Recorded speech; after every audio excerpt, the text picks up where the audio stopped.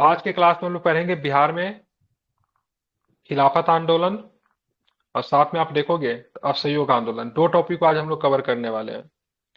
देखिए, खिलाफत आंदोलन और बिहार का क्या संबंध था? प्रथम विश्व युद्ध की समाप्ति होती है, ठीक है। प्रथम विश्व युद्ध की समाप्ति होती है, तुर्की का जो खलीफा जो था ना, ठीक है, उसके साथ जो संधि की जाती है, कौन सी संधि की जाती है? सेवर्स की संधि की जाती है, ठीक है। दो संधि जो होती है काफी अपमानजनक संधि थी। एक सेवर्स की संधि जो थी, एक वर्साय की संधि थी, ठीक है। क्या थी? एक वर्साय की संधि, एक सेवर्स की संधि। दोनों को दोनों काफी अपमानजनक संधि थी। सेवर्स की संधि जो थी तुर्की के साथ किया जाता था। वर्साय की संधि की बात करेंगे तो जर्मनी के साथ की जाती है। तो वर्साय की संधि के कारण द्वितीय विश्व युद्ध का प्रारंभ होता। आगे चल के सेवर्स की संधि के साथ आप देखोगे तो खिलाफत आंदोलन का प्रारंभ होगा। क्योंकि सेवर्स की संधि में क्या थे? सुल्तान के जो भी अधिकार जो थे, सारे के सारे अधिकार जो थे उनके छीन लिए गए। और वहां पे तुर्की के खिलाफ को क्या, तुर्की का जो सुल्तान जो था उसको क्या बोलते थे? उनको, तुर्की के जो खलीफा। सुल्तान, खलीफा बोलते थे, ठीक है। खलीफा की बात करें तो मुस्लिम जगत में इनका काफी सम्मान था, क्योंकि मुस्लिम के इनको धर्म गुरु मानते थे। मतलब जो पैगंबर साहब जो हो गए, उनके बाद सबसे अधिक सम्मान जो था खलीफा को ही था, क्योंकि दे आर वंशज, ठीक है। वो इनके वंश से संबंध रखते थे, ऐसा माना जाता था। खलीफा का सम्मान मुस्लिम धर्म में, इस्लाम धर्म में, सॉरी, ठीक है। तो जो पैगंबर साहब जो थे उनके बाद इनका था, ठीक है। तो इसीलिए जहां जहां जिस जिस देश में भी, ठीक है, मुस्लिम थे, इस्लाम धर्म को मानने वाले लोग थे, सारे ही देश में खलीफा आंदोलन, खिलाफत आंदोलन का शुरुआत हुआ। नॉट ओनली इंडिया, क्या, नॉट ओनली इंडिया, जहां पर भी ब्रिटिश रूल कर रही थी, ठीक है, वहां पर मुसलमानों की संख्या थी, तो ब्रिटिश के खिलाफ वहां के मुसलमानों ने खिलाफत आंदोलन की शुरुआत किया। भारत में ही नहीं, अन्य देशों में भी, मिडिल ईस्ट में भी, ठीक है। तो इसका केवल संबंध, खिलाफत आंदोलन का संबंध केवल भारत से नहीं है, जबकि ये एक विश्वव्यापी आंदोलन था, ठीक है। समझ के, किसके खिलाफ? तो सपोर्ट ऑफ तुर्की के खलीफा, ठीक है, ब्रिटिश साम्राज्य के खिलाफ। क्योंकि ब्रिटिश साम्राज्य तो केवल भारत में नहीं थी, बहुत सारे देशों में। कहते हैं never sunset of British empire, British Empire का सूर्यास्त कभी नहीं होता है, ठीक है। तो काफी देशों में थी, बहुत बड़ा साम्राज्य था। तो जहां जहां पे ब्रिटिश थे, तो वहां के मुसलमानों ने ब्रिटिश के खिलाफ क्या किया? खिलाफत आंदोलन का शुरुआत किया। और खिलाफत आंदोलन का भारत में जो था ना, इसका दूसरा प्रारूप था भारत में। अब बोलोगे सर, दुनिया के प्रारूप के संबंध में भारत में क्या अंतर था? तो दुनिया में केवल मुसलमान इसमें इन्वॉल्व थे, लेकिन भारत में इसमें कौन इन्वॉल्व था? तो हिंदू और मुस्लिम दोनों इन्वॉल्व थे। अब यहाँ पे गांधी जी को चलाना क्या था? क्या बोल, नॉन कॉर्पोरेशन, मतलब का असहयोग चलाना था, ठीक है। तो गांधी जी ने खिलाफत आंदोलन को हिंदू मुस्लिम एकता के लिए सबसे उपयुक्त समय देखा। सोचा से अगर हम खिलाफत को अगर सपोर्ट करते हैं तो वहां से हमको मुसलमानों का समर्थन मिल जाएगा, ठीक है। अब मुसलमान जो थे भारत में बड़े हिस्सा में थे, वो अगर असहयोग में हमें सपोर्ट कर देंगे तो ब्रिटिश इंपायर को हम लोग घुटने पे लाने में हमें सफलता मिलेगी, ठीक है। तो गांधी जी ने खिलाफत को इसलिए भी सपोर्ट किया क्योंकि उनको हिंदू मुस्लिम एकता को बढ़ाना था, और साथ में उनका मानना था से अगर ये लोग खिलाफत आंदोलन कर रहे हैं तो न्यायपूर्ण है, ठीक है। वो इनको न्यायपूर्ण मानते थे, मतलब उनका मानना था से ये सही ही है। अब यहीं पे देखोगे 1919 में, ये बहुत इंपॉर्टेंट जगह, इसको ध्यान रखें। एक यहाँ पे एक आगे चलकर हम इलाहाबाद चलेंगे, ठीक है। ये पहले वाला दिल्ली में है।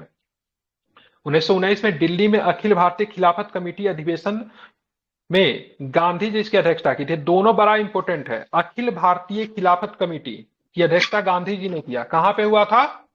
कहां पे हुआ था? तो दिल्ली में, ठीक है, ध्यान में रखना है। और आगे चल के आप देखोगे ना, आगे चल के 1920 में इलाहाबाद में हिंदू मुस्लिम की संयुक्त बैठक में असहयोग के अस्त्र के रूप में अपनाने जाने का निर्णय लिया। और इस समय यह भी निर्णय था से भाई साहब, असहयोग के पैरेलल में ही खिलाफत आंदोलन चलेगा। मतलब ऐसा नहीं से खिलाफत अलग चल रहा है, असहयोग अलग चला, दोनों मतलब क्या चलेगा? साथ साथ में चलेगा। यह निर्णय कहां पे लिया गया था?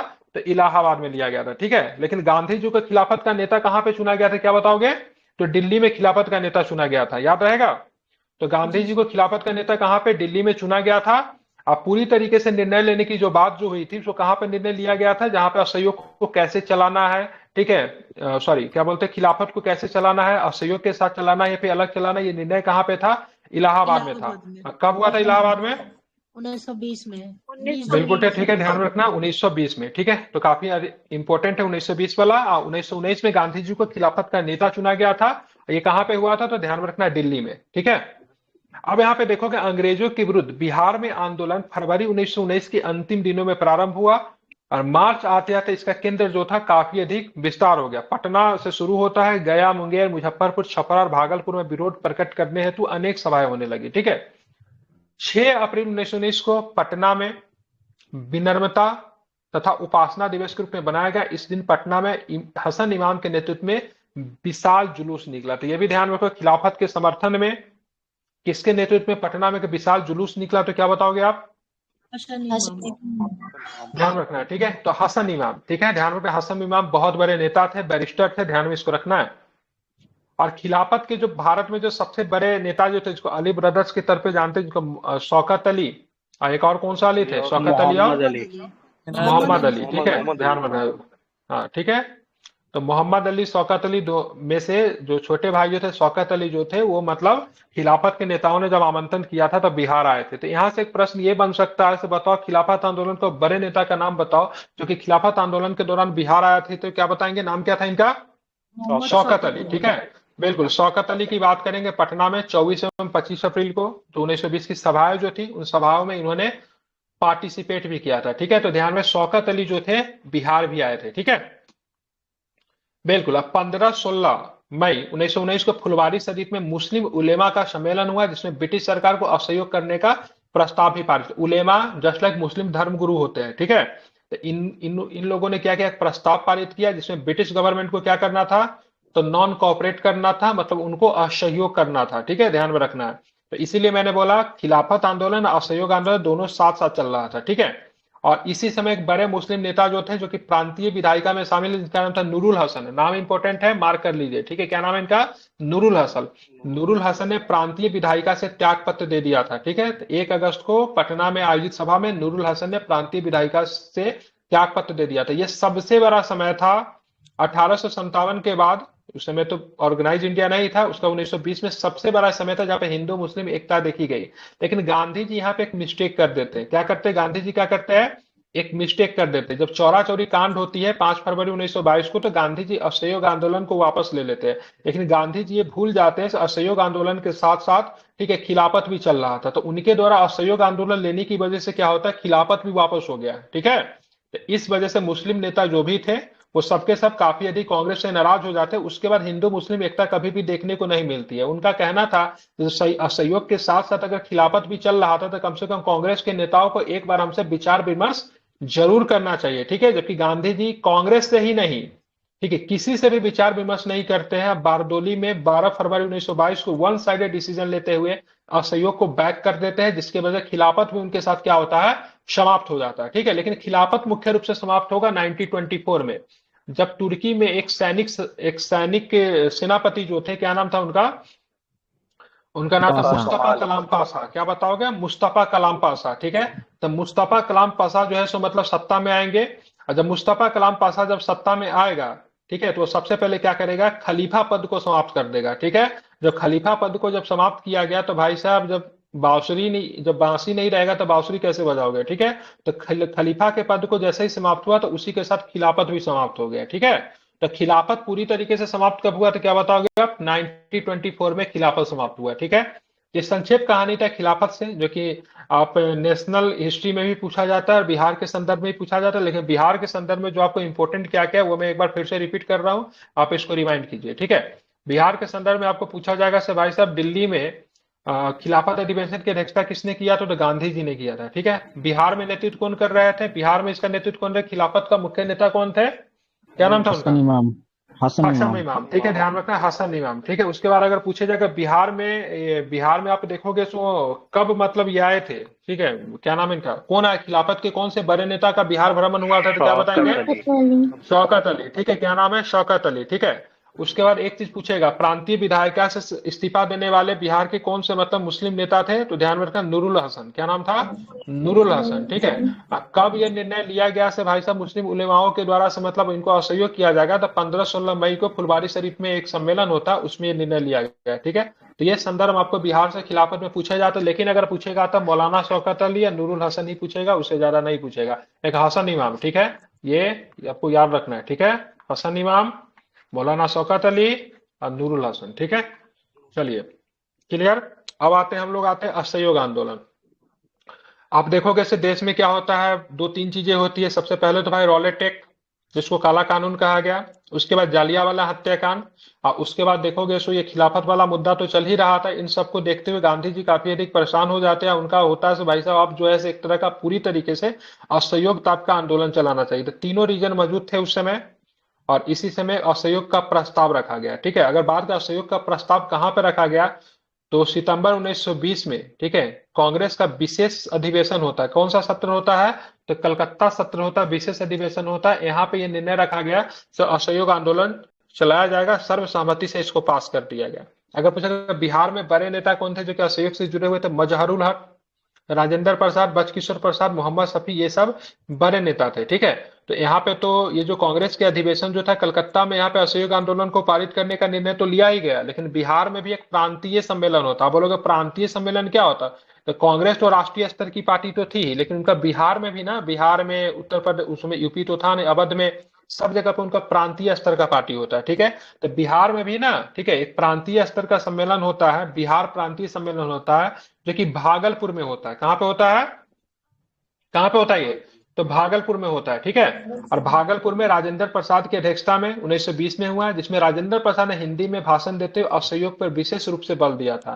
तो बिहार प्रांतीय सम्मेलन जो असहयोग आंदोलन से संबंधित है, कितने नंबर का है, तो 12वां नंबर का है। और कहाँ पे हुआ था, तो क्या बताएंगे, कहाँ पे हुआ था, भागलपुर में हुआ था। और इसकी अध्यक्षता कौन कर रहे थे, तो क्या बताएंगे, अध्यक्षता कौन कर रहे थे, बिल्कुल ठीक है, राजेंद्र बाबू। अब यहाँ से यह भी प्रश्न पूछा जाता है, असहयोग संबंधी प्रस्ताव इस सम्मेलन में किसने प्रस्तुत किया था, धरणीधर प्रसाद ने प्रस्तुत किया था। क्या नाम था, दरभंगा के, बिल्कुल ठीक है, धरणीधर प्रसाद ने। जबकि मुंगेर के शाह मोहम्मद जुबैर, पटना के गुलाम इमाम, मोतिहारी के गोरख प्रसाद ने इनका अनुमोदन किया था। तो प्रस्ताव को किसने प्रस्तुत किया, धरणीधर प्रसाद ने। ठीक है, ध्यान रखना है। और उसके बाद मुंगेर के शाह मोहम्मद जुबैर, पटना के गुलाम इमाम और मोतिहारी के गोरख प्रसाद ने क्या किया था, इनका अनुमोदन किया था। ठीक है, ध्यान में रखना, ये भी इंपॉर्टेंट है। ठीक है, तो भूलेंगे नहीं। ठीक है, समझ गए ना, तीनों का नाम आपको ध्यान में रखना है। अब हम लोग आगे चलते हैं। इस सम्मेलन में गांधी जी द्वारा सुझाए गए असहयोग कार्यक्रम को क्रियान्वित करते हुए व्यवहारिक योजना निर्धारित करने के लिए एक समिति का गठन किया गया था। ठीक है, इस समिति में अध्यक्ष, अगर सदस्य पूछेंगे तो राजेंद्र बाबू थे, मजहरुल हक थे, शाह मोहम्मद जुबैर समिति के सदस्य थे। इसमें काम क्या क्या था, गांधी जी ने जो जो चीजें दी गई थी ना, उस पे ये काम करते थे। ठीक है, मतलब गांधी जी ने जो उपाय जो सुझाए थे, उस उपाय में बहुत सारा था, जैसे वकील जो थे इस्तीफा दे दे, बच्चे स्कूल जाना बंद कर दे, जो सरकारी सेवक जो है सो नौकरी से त्याग पत्र दे दे, विदेशी वस्तुओं का बहिष्कार करे। ठीक है, नाशक सामान की बात की, जैसे शराब वगैरह, इन सब का मतलब बहिष्कार शामिल था। तो इस अधिवेशन की बात करेंगे ना, तो इसमें कौन कौन लोग शामिल थे, एक समिति का जो गठन किया गया था, मतलब उसको व्यवहार में कैसा लाया जाए। ठीक है, जैसे सबसे पहले तो आप प्लान बनाते हो, ठीक है, लेकिन प्लान बनाने के लिए भी आप देखो कि उसको व्यवहार में, उस प्लान को कैसे लाना चाहिए। उसमें कौन कौन शामिल थे, राजेंद्र बाबू थे, मजहरुल हक थे, शाह मोहम्मद जुबैर थे, ध्यान में रखना। ठीक है, समिति को सारण में होने वाले विशेष अधिवेशन के समक्ष अपनी क्या थी, रिपोर्ट भी प्रस्तुत करनी थी। अब ध्यान में रखना है, तो अब हम चलेंगे आगे, देखेंगे कुछ प्रश्न आता। अब सितंबर 1920 में कोलकाता में विशेष अधिवेशन होता है, इसकी अध्यक्षता कौन कर रहे थे, तो क्या बताएंगे, लाला लाजपत राय। बिल्कुल ठीक है। इसकी अध्यक्षता की बात करेंगे तो इसका अध्यक्षता लाला लाजपत राय कर रहे थे। ठीक है, कौन कर रहे थे, इसका ध्यान रखेंगे। तो इसके अधिवेशन की अध्यक्षता कौन कर रहे थे, तो क्या बताएंगे, तो लाला लाजपत राय। ये कौन थे, विशेष अधिवेशन थे। ठीक है, लेकिन जिसको पूरी तरीके से स्वीकृति मिली थी, कहां पे मिली थी, तो क्या बताएंगे, ठीक है, तो ध्यान रखना, पूरी तरीके से स्वीकृति की बात करेंगे तो नागपुर अधिवेशन में इनको पूरी तरीके से स्वीकृति मिली थी। ठीक है, तो सबसे पहले 1920 में लाला लाजपत राय की अध्यक्षता में आयोजित हुआ था, कोलकाता का विशेष अधिवेशन था। गांधी जी ने असहयोग कार्यक्रम को स्वीकार कर लिया गया, यहाँ पे स्वीकार कर लिया गया था। ठीक है, लेकिन जो वार्षिक अधिवेशन कौन था, तो नागपुर में आयोजित वार्षिक अधिवेशन में असहयोग आंदोलन के पूर्ण स्वीकृति प्रदान की गई थी। यहाँ पे गलती हो जाता है। ठीक है, अगर पूछेगा स्वीकृति किसमें दी गई, तो क्या बोलेंगे, ठीक है, नहीं, अब चलना चाहिए नागपुर में। अब विशेष अधिवेशन की बात करें, कोलकाता वाला विशेष अधिवेशन था। इनमें सबसे अधिक था ना, परिषदों के चुनाव का बहिष्कार करना था। परिणाम स्वरूप मजहरुल हक, राजेंद्र प्रसाद, बचकिशोर प्रसाद, गोरख प्रसाद, धरणीधर तथा मोहम्मद शफी ने परिषद की उम्मीदवारी से अपना क्या किया, नाम वापस ले लिया। सभी लोगों ने परिषद की उम्मीदवारी से इन्होंने क्या किया, अपना नाम वापस ले लिया। ठीक है। छपरा के अवैतनिक दंडाधिकारी महेंद्र प्रसाद ने अपने पद से त्यागपत्र दे दिए थे। ये भी असहयोग आंदोलन के दौरान छपरा के अवैतनिक दंडाधिकारी का नाम क्या था? महेंद्र प्रसाद। इन्होंने क्या किया था? अपने पद से त्यागपत्र दे दिया था। नाम इंपोर्टेंट है, याद रखेंगे। ठीक है। अनुग्रह नारायण सिंह, ब्रजनंदन प्रसाद, मुकुटधारी प्रसाद, मथुरा प्रसाद, रामदयाल सिंह, दीप नारायण सिंह, श्री कृष्ण, सब वकील थे। ठीक है। और बहुत ही प्रसिद्ध और बहुत ही बेहतर वकील थे। सबने क्या किया? इस्तीफा दे दिया। ठीक है। तो ये तो नहीं पूछेगा बहुत सारे वकीलों ने इस्तीफा दे दिया था, लेकिन बिहार के संदर्भ में आप कुछ नाम याद रख सकते हो। अनुग्रह नारायण सिंह थे, ब्रजनंदन प्रसाद थे, मुकुटधारी, ध्यान में रखेंगे। आई थिंक महेंद्र प्रसाद जो थे ना, राजेंद्र प्रसाद का एक बड़े भाई थे, क्योंकि उनके बड़े भाई वकील भी थे, अधिकारी भी थे। एक बार चेक कर लीजिएगा, राजेंद्र प्रसाद जी के बड़े भाई। मथुरा प्रसाद, रामदयाल सिंह, ठीक है। उसका दीप नारायण सिंह जो कि भागलपुर से आते थे, श्री कृष्ण सिंह, सबने क्या किया? अपना वकालत छोड़ दिया। अब यहाँ पे एक प्रश्न और भी पूछा जाता है। ठीक है। यहाँ पे ना शराबबंदी आंदोलन हुआ था। ठीक है। कौन सा आंदोलन? शराब बंदी आंदोलन हुआ था। ठीक है। तो शराबबंदी आंदोलन जो था, गांधी जी जब बिहार का जब इन्होंने भ्रमण किया था, इन्होंने शराबबंदी आंदोलन चलाया। ठीक है। क्योंकि ब्रिटिश सरकार का राजस्व का बड़ा हिस्सा जो था शराब से आती थी। ठीक है। तो कहाँ की यात्रा के दौरान इन्होंने मतलब शराबबंदी आंदोलन चलाया? तो क्या बताएंगे? हाँ तो भागलपुर। ठीक है। जब ये भागलपुर यात्रा के दौरान इन्होंने शराबबंदी आंदोलन चलाया था, बहुत इंपॉर्टेंट है, ध्यान में रखना है। ठीक है। मुजफ्फरपुर की सभा में बाबू मनोरंजन प्रसाद सिन्हा के रचित फिरंगिया संगीत का गायन हुआ है। ठीक है। फिरंगिया संगीत बड़ा अच्छा है। ठीक है। आप सुनेंगे ना तो बहुत अच्छा है। क्या बोलता है इसमें? अंग्रेज राज आयो, सब कुछ लूट के ले गई। ऐसे ही करके कुछ है, दो चार गो चीजें इसमें, बड़ा अच्छा लगता है। ठीक है। कभी मौका मिले तो सुनिए। फिरंगिया संगीत बाबू मनोरंजन प्रसाद की रचित थी, बाद में जाके इस पर रोक लगा दिया गया था। मुजफ्फरपुर की सभा में असहयोग आंदोलन के दौरान फिरंगिया संगीत जो था काफी अधिक चलती थी। ठीक है। तो इसको आपको ध्यान में रखना है। ठीक है। शराबबंदी आंदोलन भागलपुर यात्रा के दौरान गांधी जी ने इसकी शुरुआत की थी। आप ये भी चाहो तो याद रख सकते हो, ध्यान में रखना है, काफी अधिक इंपॉर्टेंट है। ठीक है। तो और यहाँ पे अभी आप एक चीज और भी ध्यान में रखना है।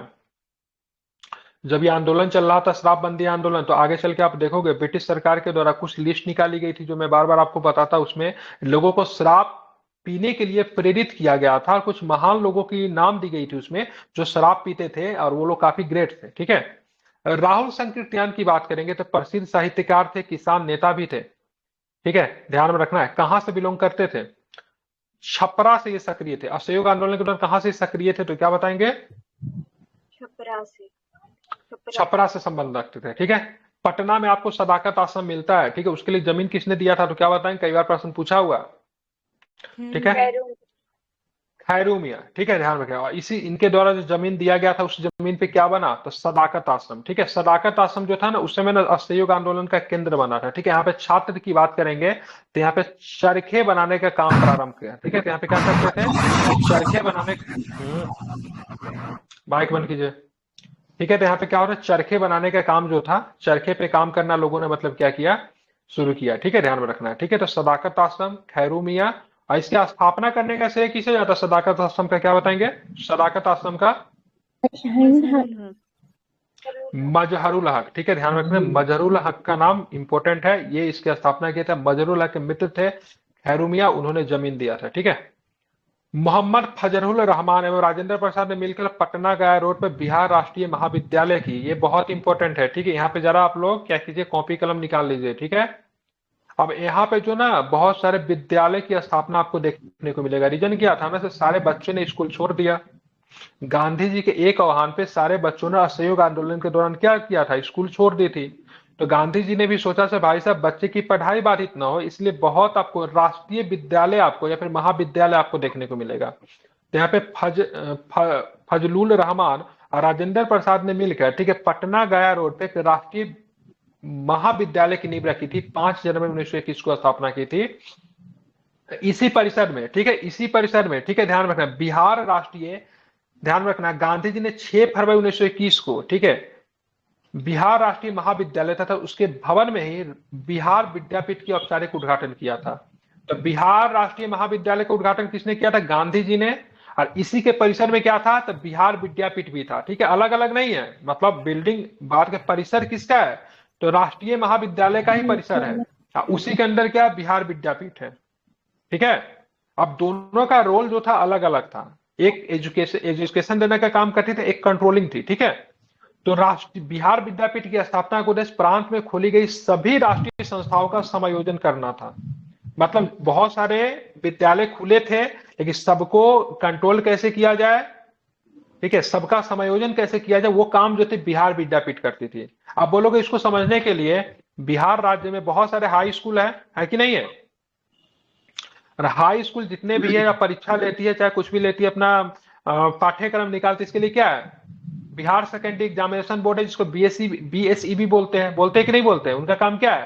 तो सबको रेगुलेट करना, पाठ्यक्रम तैयार करना, पढ़ाई लिखाई सही से चल रही कि नहीं चल रही है, तो उसके लिए आपको बिहार विद्यापीठ बनाया गया था, ठीक है, जिसका काम था तो भाई साहब जितने भी मतलब विद्यालय हैं, महाविद्यालय, उन सबका मतलब क्या किया जाए, नियंत्रण रखा जाए, उनका संयोजन रखा जाए। अब बिहार विद्यापीठ की नींव कहाँ रखी थी? तो बिहार राष्ट्रीय महाविद्यालय के प्रांगण में भी, ठीक है। दोनों का उद्घाटन किसने किया?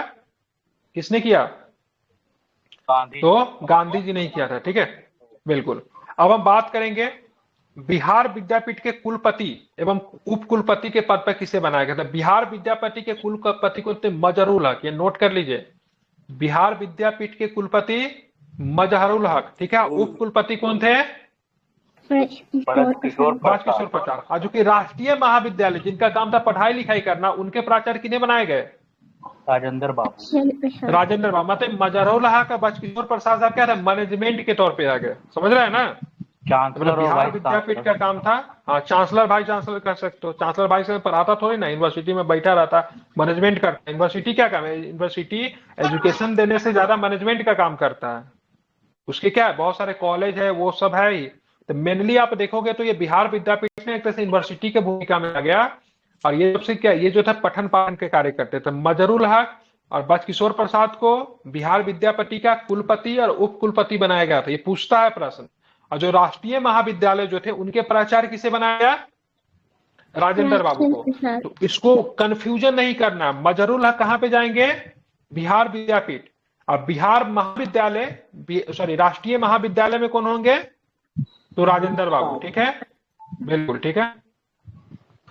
आप चलेंगे 30 सितंबर 1921 को मजहरूल हक ने सदाकत आश्रम से, ठीक है, मदरलैंड दे दिया है, लेकिन इसका क्या होगा? मदरलैंड होगा, ठीक है।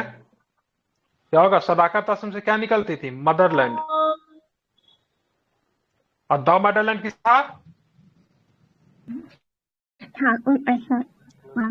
ठाकुर प्रसाद। कैलेंडर है जो घर में जो टांग रहा है, ठाकुर प्रसाद का कैलेंडर। बाबा जी ठाकुरदास के बाबा ठाकुरदास, ठीक है, बाबा जी ठाकुरदास, ठीक है, ठीक है। उनका क्या था? दी मदरलैंड था, ठीक है। और इनका क्या था? जो सदाकत आश्रम से निकलती थी वो मदरलैंड था, ठीक है। असहयोग आंदोलन के दौरान मदरलैंड का बहुत बड़ा इंपॉर्टेंट रोल है, क्योंकि हिंदू मुस्लिम एकता का उपदेश भी देने का काम करती थी, ठीक है। कांग्रेस वर्किंग कमेटी की बात करेंगे। कांग्रेस वर्किंग कमेटी, ठीक है, देखिए कांग्रेस पर पार्टी थी, ठीक है, लेकिन जो पार्टी का जो प्रमुख निर्णय लिया जाता था ना, वर्किंग कमेटी के द्वारा लिया जाता। अभी भी मान लीजिए कि बीजेपी बहुत बड़ी पार्टी है, बहुत सारे नेता, लेकिन निर्णय कुछ ही लोगों के द्वारा लिया जाएगा जो कि उसके वर्किंग कमेटी में होते थे। वर्किंग कमेटी में मेनली 10-20 लोग होते थे, ज्यादा नहीं थे, 10 या 20 लोग के आसपास होते थे। तो वर्किंग कमेटी का निर्णय जो होता था, हाँ, वही 10 और 20 के बीच में होते थे। ये 15 लोग जो थे ना, काफी अधिक महत्वपूर्ण रोल करते थे। सारा निर्णय को वही 15 लोगों के द्वारा लिया जाता था। जब वो अपने निर्णय को ले लेते थे, तब उनको पार्टी के सामने क्या रखते थे से लोगों की सहमति है कि नहीं है, ठीक है ना। तो कांग्रेस वर्किंग कमेटी के यहाँ बैठक होता, सदाकत आश्रम में बैठक होता, ठीक है, असहयोग आंदोलन के दौरान। कब? तो 1921 में। और इसके अतिरिक्त बात करेंगे तो गांधी जी के अतिरिक्त उसमें मोतीलाल नेहरू भी थे, राजेंद्र बाबू थे, मौलाना मोहम्मद अली थे। मोहम्मद अली वही वाले, कौन वाले?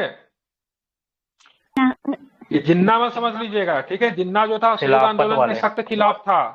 जिन्ना असहयोग आंदोलन के खिलाफ था, खिलाफत के भी खिलाफ था। इसलिए जिन्ना असहयोग आंदोलन जैसे शुरू होता है, कांग्रेस से त्यागपत्र दे देता है, ठीक है। तो जिन्ना असहयोग आंदोलन के भी खिलाफ होगा और खिलाफत आंदोलन के भी खिलाफ होगा। कि जिन्ना को ना था थोड़ा सा ना आत्म प्रलोभन जा रहा था। जिन्ना को लगने लगा से खिलाफत अगर शुरू होगा तो भारत में मुसलमान नेता और भी निकलेंगे। और जिन्ना जो था अपने आप को उस समय से भारत का सबसे बड़ा मुस्लिम नेता मानता था। तो गांधी जी को भी उसने बोला से आप जो है ये जो खिलाफत को मतलब प्रसरत देकर और लोगों को जो मुस्लिम नेताओं को जो आप बढ़ावा जो दे रहा है, वो आगे चल के, ठीक है, ध्यान में रखेंगे, दिक्कत पैदा हो सकती है, ठीक है। इसलिए जिन्ना ने पार्टी छोड़ दिया था, ठीक है। ये मोहम्मद अली है। मोहम्मद अली ने एक पुस्तक लिखी थी, कौन सी, जो कि कई बार प्रश्न पूछा जाता है। ठीक है। अल हिलाल। हाँ, अल हिलाल, ठीक है, ध्यान रखना है कौन सी अल हिलाल के द्वारा लिखी गई थी, ठीक है, ध्यान में इसको रखना है, शायद वो ठीक है, न्यूज़पेपर इंपॉर्टेंट है। था। हाँ, न्यूज़पेपर था, सॉरी, ठीक है, तो ये ध्यान में इसको रखना है, ठीक है। हाँ, तो यहाँ पे बहुत पन्नालाल बजाज बहुत इको हो किसका रहा है, माइक इको बहुत हो इको रहा हो रहा है। है? विकास कुमार। जी आप बाहर में है तो माइक बंद करके रखिए, ठीक है, घर में चले जाएगा, सुनिए, इको हो रहा है, ठीक है, ठीक है, तो यहाँ पे आप अल-हिल्ला देखोगे। अल-हिल्ला तो सब लगता है अबुल कलाम आजाद। अल हिलाल अबुल कलाम आजाद होगा नहीं, मोहम्मद अली के कुछ और भी था, अरे क्या नाम था उसका, comrade, comrade comrade, comrade comrade, ठीक है, आप लोग उल्टा सीधा बता देते हैं, कॉमरेड, हाँ हाँ, ठीक है, कॉमरेड। कॉमरेड था, ठीक है। तो कॉमरेड आपका 69 नहीं 68 बीपीएससी में आपका कॉमरेड के बारे में पूछा था, ठीक है। तो एक खिलाफत के बड़े नेता थे मोहम्मद अली शौकत अली, उनके द्वारा कॉमरेड लिखा गया था, ठीक है। तो यहाँ पे 1921 में कांग्रेस वर्किंग कमेटी की बैठक कहाँ पे होती है, पटना में होती है, ठीक है। और यहीं पे जब बैठक हुई थी तो विदेशी वस्त्रों का बहिष्कार, अब विदेशी वस्त्रों का बहिष्कार भी करते थे और ये लोग क्या होली भी जलाते थे। होली कैसे जलाते थे, कांग्रेस के जो नेता थे या फिर जो क्षेत्रीय स्तर के लोग जो थे सबके घरे घरे जाते थे, उनसे बोलते थे आपके पास कोई विदेशी कपड़ा हमको दे दीजिए, उनके पास विदेशी कपड़ा आता था और उनके बाद मतलब जो था वो एक जगह तय की जाती थी, शाम के शाम उसको जलाया जाता था, ठीक है। और गांधी जी जब यहाँ पे शाहाबाद के डुमराव में नाशाबंदी आंदोलन शुरू किया था भागलपुर यात्रा के दौरान, और वहां पे 1920 में उन्होंने नाशाखोरी छोड़ने की अपील भी की थी, ठीक है, ध्यान में रखना है।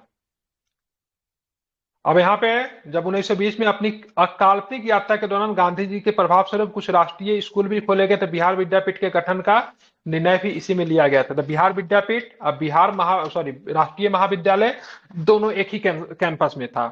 अब यहाँ पे देखोगे ना, यहाँ पे हिंदू मुस्लिम एकता, ठीक है, बना के रखने के लिए, ठीक है, शांति कायम करने के लिए बिहार में एक संस्था का गठन किया गया था।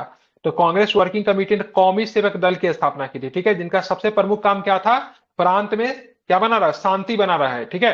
तो कौमी सेवक दल की स्थापना बिहार में हुई थी, 1921 में हुई थी, ठीक है, ध्यान में रखना है। चंपारण में सहयोग आंदोलन के दौरान गिरफ्तार हुए किए गए प्रमुख नेता बिपिन बिहारी वर्मा, शिवधारी पांडे, गणेश प्रसाद साहू, रामदयाल साहू, रामदास प्रसाद, हरवंश सहाय और जय नारायण प्रसाद थे, ठीक है। तो ये सब उतना तो नहीं पूछा जाता है, ठीक है। उत्तर बिहार के किसान आंदोलन के नेता स्वामी विवेकानंद ने सरकारी नीति के कठोर आलोचना की, जबकि आरा में गुलाम इमाम ने ब्रिटिश सरकार पर मुसलमानों के हित का उल्लंघन करने का आरोप लगाया, ठीक है। तो स्वामी विवेकानंद की बात करेंगे, किसान नेता थे, सरकारी नीति का काफी आलोचना इन्होंने किया था। अब गुलाम हसन इमाम की बात करेंगे ना, गुलाम इमाम की बात आरा से आते थे, ठीक है, उन्होंने ब्रिटिश सरकार पर आरोप लगाया से ब्रिटिश सरकार मुसलमानों का हित का उल्लंघन कर रही है, ठीक है। पटना लॉ कॉलेज का एक छात्र था सैयद मोहम्मद शेर, और बिहार नेशनल कॉलेज जिसको बीएन कॉलेज बोलते हैं, ठीक है। तो बिहार नेशनल कॉलेज के साथ अब्दुल बारी एवं मोहम्मद शफी ने कॉलेज छोड़ दिया था, ठीक है, ध्यान में रखना, ये सब ने क्या किया था, कॉलेज छोड़ दिया था। अब्दुल बारी उग्रपंथी नेता प्रमाणित हुए थे, ये ध्यान में, ये काफी इंपॉर्टेंट है। सरला देवी, ठीक है, यही मैं प्रश्न कल में आप लोग से पूछा था ना, से मतलब प्रिंस ऑफ वेल्स का किसने विरोध किया था, सरला देवी, मैंने बताया था ना, यही सरला देवी है, ठीक है। तो हजारीबाग में एक सम्मेलन होता है जहां पे ब्रिटेन के राजकुमार के आगमन का विरोध करने का फैसला लिया गया, उसमें सरला देवी जो थी वही नेतृत्व कर रही थी, जो कि कल के क्लास में मैंने बोला था, तो यही सरला देवी है, ठीक है। नाम इनका नहीं भूलिएगा, क्या नाम है, कई बार पूछ सकता है, इसे बताओ, प्रिंस ऑफ वेल्स या फिर ब्रिटेन के राजकुमार का जो पटना में जो आगमन हुआ था, ध्यान में रखेंगे, तो उसका नेतृत्व कौन कर रही थी, तो बिहार विधायी परिषद की अध्यक्षता जो था हजारीबाग अधिवेशन में ब्रिटेन के राजकुमार के आगमन का विरोध करने वाली कौन थी, सरला देवी, ठीक है। नाम क्या है इस महिला का, सरला देवी, इनका ध्यान में रखना है, ठीक है। जब राजकुमार 22 दिसंबर 1921 को बिहार आए तो नरम दल के अलावा शेष सभी दलों के लोगों ने राजकुमार का विरोध किया, मतलब नरम दल अभी भी नरम ही है, ठीक है। तो 1921 में आए थे, ठीक है, जिसको बोलते हैं Prince of Wales. Prince of Wales मतलब वेल्स का राजकुमार था, Wales is the part of that time की बात करेंगे, ब्रिटिश इंपायर, अभी भी वेल्स ब्रिटिश इंपायर का पार्ट है। तो उनका जब बिहार जब आगमन कब होता है, 22 दिसंबर 1921 को आता है, तो ध्यान में रखना है, विरोध किया गया, काले झंडे दिखाए गए, और इस विरोध की कार्रवाई में बिहार के अनेक नेता को गिरफ्तार कर लिया गया, ठीक है। और जब मैं बिहार के राजनीतिक कैदियों के साथ जेल प्रशासन का दुर्व्यवहार जो था एकदम पशुवत था, ठीक है, क्योंकि राजनीतिक कैदी को सारी सुविधाएं मिलती है, ठीक है। अभी भी जो पॉलिटिकल कैदी जो थे, मान लीजिए आप किसी नेता को गिरफ्तार कर, जस्ट लाइक राहुल गांधी ने कुछ ऐसा स्टेटमेंट दिया, राहुल गांधी को गिरफ्तार, उनको एक कैदी की तरफ नहीं रख सकते हो, राजनीतिक कैदी या नॉर्मल कैदी में बहुत अंतर होता है। लेकिन इस समय जो असहयोग के दौरान जो बिहार के जो प्रमुख नेता जो गिरफ्तार हुए, उनके साथ जो व्यवहार जो था वो भी पशुवत था। ये जरा चेक कर लेना यार, मतलब ये दो दो तीन तीन जगह पे द मदरलैंड क्यों लिखा है? मेरे हिसाब से मजहरूल हक का मदरलैंड होना चाहिए, अब नहीं नहीं, बाबा आप ठाकुर सही हैं, दास का। आप ठीक सही है, हैं, मदरलैंड ही ये होगा। इतना गलत क्यों दिया है ये? ठीक है, ये बच्चों को कंफ्यूज चेक कर किया। देगा। ठीक है, हाँ, तो मजहरूल हक का सीधे मदरलैंड था, दी मदरलैंड नहीं था। दी मदरलैंड किसका होगा? बाबा ठाकुर बाबा जी दास। ठाकुर दास का। ठीक है, जो कि पटना में क्या चीज की नींव रखी थी बाबा जी ठाकुर दास ने? रामकृष्ण मिशन। रामकृष्ण सोसाइटी था, कृष्ण मिशन नहीं सोसाइटी था। का, ठीक है, सोसाइटी। सोसाइटी सोसाइटी था। होगा। ठीक है, रामकृष्ण सोसाइटी की नींव पटना में बाबा जी ठाकुर दास ने रखी थी। ठीक है, और यहाँ पे जो था ना, इस पेपर में यहाँ पे बहुत अजीब चीज हुआ था। इस समय असहयोग आंदोलन के दौरान जो नेता जो गिरफ्तार किए गए थे ना, तो उसमें मदरलैंड में जब इन्होंने मजहरूल हक ने जब छापा, तो वहां का जेलर जो था ना, जिसका नाम था, इंडियन ही था। ठीक है, जिसका नाम था बनात वाला। ठीक है, पार्सियन था एक्चुअली में। तो बनात वाला ने, ठीक है, मजहरूल हक पे मानहानि का मुकदमा कर दिया। ठीक है, और जब जब मानहानि की जब मुकदमा जब हुआ, ये फैसला जब कोर्ट में गया, तो मजहरूल हक पे 1,000 रुपए जुर्माना लगाया गया। ठीक है, या बोला 1,000 जुर्माना लगेगा या फिर 3 साल का तुमको कैद होगा। तो तीन मजहरूल हक ने महीने बोला में। हम पैसा तो नहीं देंगे। हाँ, 3 महीने, सॉरी, 3 महीने के कैद होगा, तो उन्होंने 3 महीने कैद को चुना था। ठीक है, तो बनात वाला का नाम काफी इंपॉर्टेंट है, पारसी था, ध्यान में रखना है। और ये जो थे, ध्यान में रखना क्या था, हाँ, ये जेलर था। ठीक है, ये जेलर था। अ, इन्होंने जब पेपर में जब इनके बारे में छपा, तो इन्होंने मानहानि का मुकदमा हुआ, कोर्ट में केस गई, मजहरूल हक पे 1,000 रुपए का जुर्माना किया गया, या फिर बोला 3 साल का कारावास, तो उन्होंने कारावास को चुना था। ठीक है, और जब ये 22 दिसंबर 1921 को जब प्रिंस ऑफ वेल्स का पटना में आगमन हुआ था, ये तारीख इंपॉर्टेंट है, रख लीजिए। तो संपूर्ण शहर में जो था हड़तालें की गई है। इसको कौन सा झंडा दिखाया गया, काला या पीला? कौन सा झंडा दिखाया गया? तो काला झंडा दिखाया गया। ठीक है, लेकिन इसी बीच सब कुछ एकदम स्मूथली चल रहा था। लेकिन आता है फरवरी का महीना, और शहर था गोरखपुर। गोरखपुर स्टेशन पे अभी भी जाओगे तो गोरखपुर से पहले एक छोटा सा स्टेशन पड़ता, 3-4 किलोमीटर पहले है। तो अगर कभी टिकट न रहे तो वहां पे उतर जाइएगा, क्योंकि वहां पे लाइट भी नहीं जलते रहता है। ठीक है, तो वहां पे एक शहर है, शहर नहीं बोल सकते, छोटा सा कस्बा टाइप का है। वहां पे जगह चौरा चौरी। ठीक है, अभी भी थाना है चौरा चौरी थाना, वही उसी समय का थाना है। वहां पे कुछ ना भारतीय लोगों को गिरफ्तार किया गया था। ठीक है, आंदोलनकारी को गिरफ्तार किया गया था। तो रात के समय जब आंदोलन अपने चरम पे, तो कुछ लोग उसको छुड़ाने जाते हैं। ठीक है, तो वहां पे ब्रिटिश पुलिस जो थी, उनके बीच में भारतीयों के बीच में संघर्ष होता है, और काफी संख्या में लोग थे। उन्होंने क्या किया, थाना में ही आग लगा दिया, जिसमें मरने वाले लोगों में मतलब ठीक ठाक, मतलब 22-23 की संख्या में वो थे, ब्रिटिश पुलिस थे, एक उसमें अधिकारी भी था। ठीक है, तो सबके सब जलकर मर जाता है। गांधी जी जो थे इस घटना से काफी क्षुब्ध हो गए। गांधी जी का एक स्टेटमेंट है, शायद अभी हम आंदोलन के लिए तैयार नहीं है। दक्षिण अफ्रीका में हमारी संख्या काफी कम थी, लेकिन हम वहां पे पूरी तरीके से आंदोलन के लिए तैयार थे। लेकिन यहाँ पे हो सकता है अभी हम लोग आंदोलन के लिए तैयार नहीं है। गांधी जी ने यहाँ पे क्या किया, वापस ले लिया। ठीक है, डेट टाइम गांधी जी कहाँ पे थे, जहां से असहयोग के प्रस्ताव को वापस लिया गया था? तो बारडोली, याद बारडोली। रखना कौन था, बारडोली। बारडोली। कितने दिन बाद लिया गया था? घटना के 1 सप्ताह के बाद। ठीक है, 1 वीक उनको सोचने में समय लगा। 1 सप्ताह कर 12 फरवरी को उन्होंने क्या किया, असहयोग के प्रस्ताव को क्या किया, वापस ले लिया। घटना 4 फरवरी की शाम की है। ठीक है, लेकिन घटना प्रकाश में कब आता है, मतलब रात की घटना, घटना 9 से 10 बजे के आसपास ये घटना घटती है, देर रात की घटना है। ठीक है, ध्यान में रखेंगे। तो 4 फरवरी को ही घटना हुई थी, लेकिन ये 5 फरवरी इसका आंसर है, क्योंकि 5 फरवरी को नोटिस में आता है, ब्रिटिश प्रशासन को पता चलता है, भारतीय नेताओं को पता चलता है 5 फरवरी, इसलिए कहीं कहीं पे 4 फरवरी भी दिया रहता है। ठीक है, एक घटना 4 फरवरी के देर रात की घटना है। ठीक है, गांधी जी काफी अधिक नाराज होते, क्षुब्ध होते, क्योंकि वो टोटली मतलब अहिंसा के मतलब क्या थे, समर्थक थे, हिंसा के खिलाफ थे। गांधी जी ने असहयोग आंदोलन को वापस ले लिया। इससे जो भारत के जो युवा जो थे, सबसे अधिक प्रभाव जो था उनके ऊपर पड़ा, क्योंकि उन्होंने क्या किया था, अपने स्कूलें छोड़ दी थी, उन्होंने अपने कॉलेज को त्याग दिया था, सरकारी नौकरी करने वाले लोगों ने इस्तीफा दे दिया था, इस भाव में से गांधी जी ब्रिटिश को भगा देंगे, भारत स्वतंत्र हो जाएगा। अब वो सरकारी नौकरी वाले किस मुंह से जाए फिर से ब्रिटिश का नौकरी करने? अब ब्रिटिश क्या उसको रखेगी अपने यहाँ? बच्चे किस मुंह से मतलब ब्रिटिश स्कूल में जाते? इनके पास अब कुछ ऑप्शन नहीं बचा। ठीक है, सभी के सभी लोग जो थे गांधीवादी विचारधारा के यहाँ पे थोड़ा खिलाफ हो गए। और यहाँ पे भारत में एक अगला आपको देखने को मिलेगा क्रांतिकारी आंदोलन। ठीक है, क्योंकि अब उनका गांधीवादी विचारधारा में विश्वास नहीं है, तो क्रांतिकारी आंदोलन का कौन सा चरण चलेगा? तीसरा चरण। कौन सा चरण? तीसरा चरण इसमें चलेगा। ठीक है, इसमें कौन से नेता आएंगे? इसमें जो नेता आएंगे भगत सिंह, राजगुरु, सुखदेव, ये सब नेता आएंगे तीसरे चरण में। ठीक है, यहाँ पे स्थापना होगी, HRA की स्थापना होगी, HSRA की स्थापना होगी। ठीक है, उत्तर भारत में कानपुर इसका सेंटर बन जाएगा। ठीक है, तो यहाँ पे क्या बोलते हैं, क्रांतिकारी विचारधारा का तीसरा जो आंदोलन जो था, गांधी जी का असहयोग आंदोलन लेने के बाद ये शुरू होगा। ठीक है, इस आंदोलन में सबसे व्यापक प्रभाव मुजफ्फरपुर और शाहाबाद जिलों में देखा गया। पटना इसका मुख्य केंद्र था। इसके साथ ही गया, आरा, मुंगेर, किशनगंज, पूर्णिया भी इससे प्रभावित हुआ।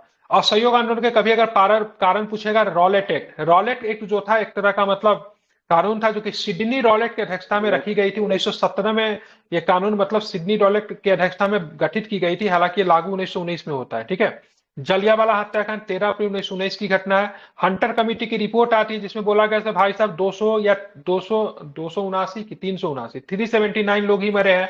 ठीक है, जबकि अगर ऑफिशियल डाटा कांग्रेस की देखे तो 1000 प्लस था, क्योंकि कांग्रेस ने भी एक कमेटी बनाई थी जिसका नाम था तहकीकात कमेटी। ठीक है, जलियांवाला हत्याकांड का 2 कमेटी बनती है, एक हंटर कमेटी बनती है ब्रिटिश के द्वारा, एक बनती है तहकीकात कमेटी, जो कि मतलब किसके अध्यक्षता में बनती है? मदन मोहन तहकीकात कमेटी को मालवीय। लीड कौन कर रहे थे? मालवीय जी लीड कर रहे थे। ठीक है, कांग्रेस के द्वारा। उसमें बोला जाता है भाई साहब कम से कम 1000 लोग मारे गए। ठीक है, तो ये भी हंटर कमेटी के रिपोर्ट में कोई सजा वगैरह का प्रावधान नहीं दिया गया। जिसने गोली चलवाई थी, क्या नाम था उसका? General Dyer. डायर। ठीक है, उसको मतलब सीधे मतलब ब्रिटिश भेज दिएगा। ब्रिटेन जब वो गया तो लोग उसको उपहार दे रहे हैं, फूल दे रहे हैं, तुमने बहुत अच्छा काम किया। ठीक है, उनको अवार्ड वगैरह मिलना शुरू हुआ, बड़े बड़े पोस्ट पे उसको मतलब वो किया गया। तो इससे भारतीय काफी क्षुब्ध थे। ब्रिटिश मीडिया की बात करें, ब्रिटिश मीडिया उसके बारे में काफी अच्छा लिख रही थी। स्वराज की मांग जो थी गांधी जी को, वो भी नहीं दिया गया। खिलाफत आंदोलन के सारे कारण जो थे मौजूद थे। ठीक है, अब आगे चल के आप देखो स्वराज पार्टी पड़ेगा, एक क्रांतिकारी का साइमन कमीशन का बहिष्कार होगा बिहार में, क्रांतिकारी का एक और भी चरण होगा। ठीक है, क्योंकि बाद में दिए हुआ है। ठीक है, तो एक तीसरा चरण जो था क्रांतिकारी विचारधारा का, कौन सा? हंटर कमेटी का तो विलियम हंटर शायद किया था ना, हंटर कमेटी का अध्यक्ष था। हंटर कमेटी जो विलियम हंटर जो बता रहे हो ना, वो एजुकेशन से संबंधित है वो हंटर। ठीक है, एगो हंटर कमेटी एजुकेशन से संबंधित है, इसका अध्यक्षता था। इसमें गांधी जी भी शामिल थे। सॉरी, गांधी जी इसमें शामिल नहीं थे, भारत के 2-3 लोग शामिल थे। क्या नाम है? नाम भूल रहा हूँ मैं। जमनालाल बजाज हो जाएंगे,